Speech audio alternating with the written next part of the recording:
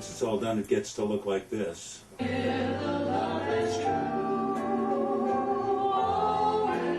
Well, the show I produce is called Baby Blue Arts Presents, and it's sort of an offshoot of another program we did before that called Chamber Music Minnesota. That was almost exclusively chamber music and classical music. And when we made it Baby Blue Arts Presents, we sort of branched out. We started with classical, and now we're into a lot of popular jazz type things.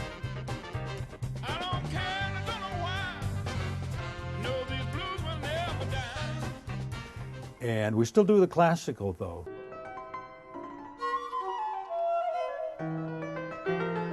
To start with, the biggest effort was trying to find the talent we needed, because none of us seemed to know who to get or where to get them. And so for the first half year, 3/4 of a year, that was kind of tough, trying to find the artists and getting them to come on, because they really didn't know who we were, what kind of show we put on.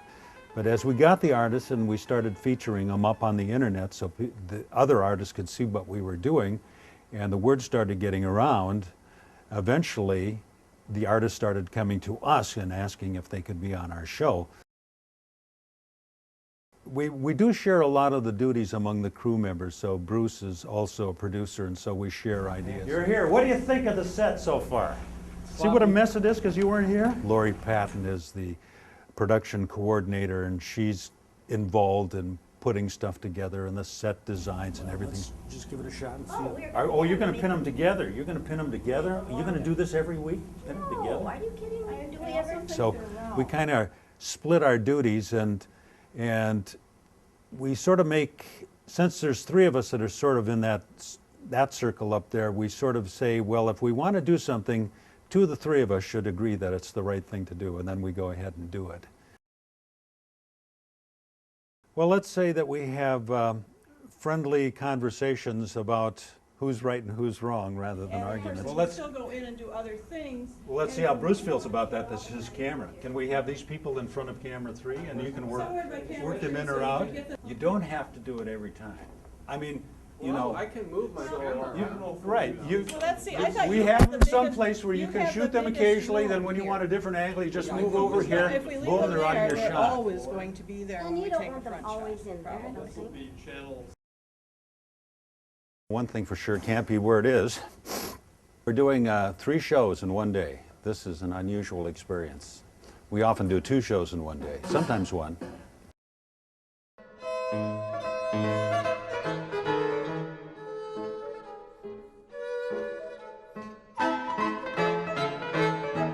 I love being behind the scenes. What you sometimes think looks like just casual draping, when you finally see it on film, looks like a mess. And having it fall into place in front of me and knowing that I had some kind of input in what's coming together. It's kind of a nice little ego boost. And for me, that's just as exciting as being up there and doing the performing yourself. Chopsticks, though, that would always work. Yeah, do chopsticks. Come on. Huh.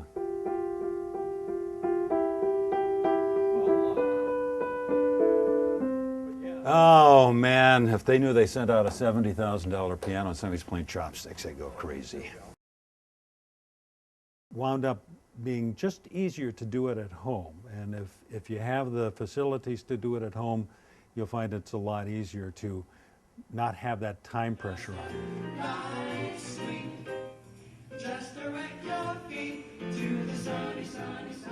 There is no time frame for stopping Baby Blue Arts. It'll go until it's no longer fun or viable.